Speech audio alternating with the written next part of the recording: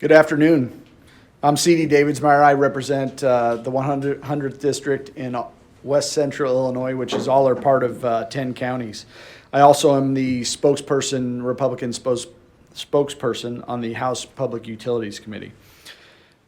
As we discussed last week, Illinois is struggling with an energy crisis. Prices and demand are spiking. The state is facing a significant decrease in energy generation. At the same time, demand is increasing. Due to misguided public policy, as well as economic market factors, Illinois' power generation capacity has taken a significant hit. Under current law, all electricity generation must be from zero emission sources by 2045. We have literally tied our hands in the near future. Prices have skyrocketed in downstate MISO grid for Ameren service territory. The most recent MISO auction for the summer months resulted in capacity prices that are over 2,000% higher than last summer's prices. And just last summer, PJM went up 800%. They're seeing increases for the entire year in the PJM territory. Capacity prices for MISO territory jumped to $666.50 per megawatt day from just $30 last summer. As a result of the increase in summer capacity charges, Ameren Illinois' supply price will increase by roughly 50% from around 8 cents per kilowatt hour to around 12 cents per kilowatt hour. This will result in approximately 18 to 22% total bill increase in the Ameren territory. The MISO capacity auction results highlight the continuing energy challenges facing downstate Illinois. The state isn't bringing renewable energy online quick enough. Illinois is behind on its goals for renewable generation.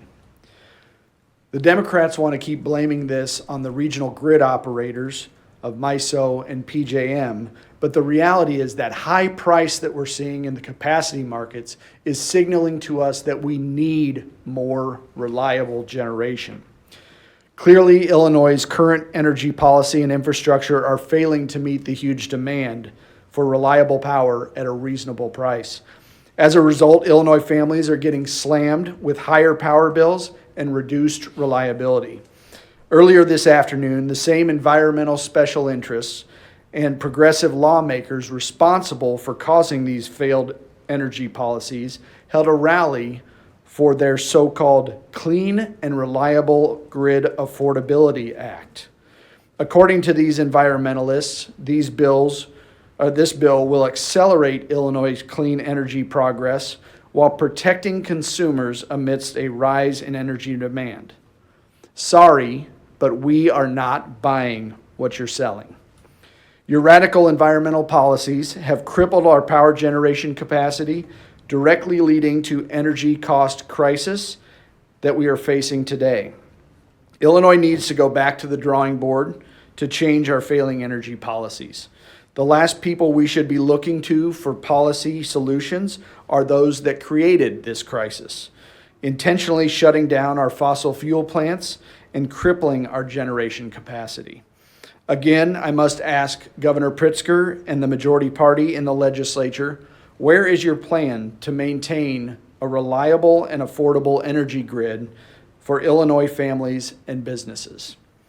Because the proposed CRGA, we'll call it SERJA, is terrible energy omnibus bill, will only make Illinois energy cost crisis worse. It's time to put the interests of hardworking Illinoisans ahead of these clean energy fantasies.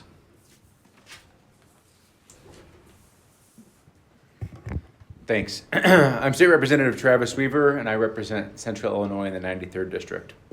We're here today because Illinois is on the brink of an energy crisis, a crisis driven by bad policies from the Pritzker administration. Since the governor's election in 2018, Illinois has fallen 9 places from 27th to 36th in energy affordability. That means every year since his election, 1, sometimes 2 states leapfrog right over Illinois in competitiveness and energy affordability. Decades of energy investment simply erased. Illinois families and businesses will feel the brunt of electric rate increases in the coming months and years unless smart policies are enacted. The most recent data from Ameren is not good. Costs to grocery stores, school districts, manufacturers, and other businesses are projected to skyrocket, some doubling or even tripling over the next decade. Energy-intensive manufacturers can expect to experience as much as a $3 million rise in their energy costs. Without a fix, this sends a clear message from the governor. Manufacturing companies are not welcome here. The Pritzker administration has touted renewable energy sources, but traditional energy is handcuffed, and costs are becoming unaffordable, clearly. Illinois leads the nation in nuclear generation, but much of our infrastructure lies underused or shuttered.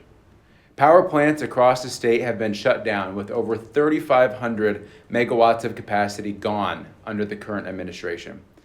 That's enough power to provide electricity for 750,000 homes. 750,000 homes vanished. That's a staggering decline in supply, intentionally. Our failing energy policies are a direct result of irresponsible planning and have caused our power rates to increase faster than all of our Midwestern neighbors, and everyday citizens are on the hook. House Republicans have a full slate of proposals ready to right the ship as we enter the last few days of our legislative session. Let's remember, bad policy brought us here. Only smart policy can get us out. Thanks.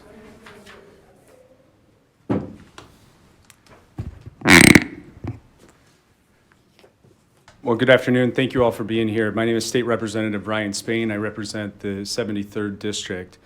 The reason we're here today in the final days of session is to urge our colleagues in both the House and the Senate to say no, to vote no to the J.B. Pritzker power plan.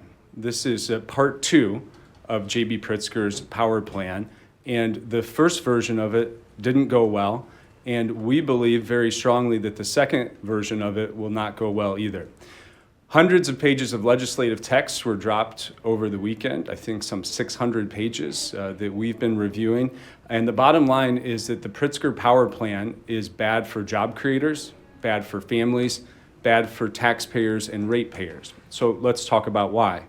Number one, for job creators, the legislative text that was introduced as part of SURJA and was just discussed outside of the Capitol with a real sense of audacity that I found to be incredible, requires large developments to bring your own power.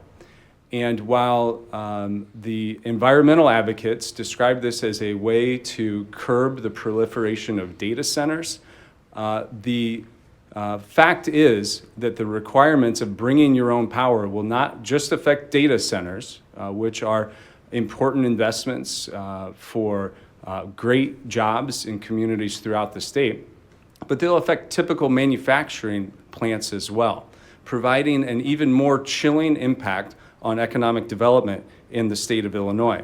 So the requirement for large new power users would be that if you cannot bring your own power and you exceed a usage of 25 megawatts, you will then be penalized and pay a 6x pricing increase. Again, further chilling the economic development opportunities in a state that is already lagging behind all of our neighbors and consistently performs poorly in economic development. So that's the first part on job creators. Number 2 is the impact on families.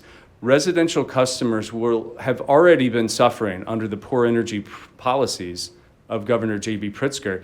And as we show you here, it's about to get worse, especially for the summer for folks living downstate, but in all parts of the state. Recent capacity auctions have shown us that our poor energy policies, stifling power generation, are translating into huge price spikes for families across the state of Illinois. What does this bill do for families? Well, 2 things. It puts some very comforting language mandates in everyone's monthly power bill that says, your bill has increased this month due to increased capacity prices resulting from MISO and PJM auctions. Clear? I think that will be of great comfort to all of our constituents who are paying at least 20% more on their energy bills throughout the summer.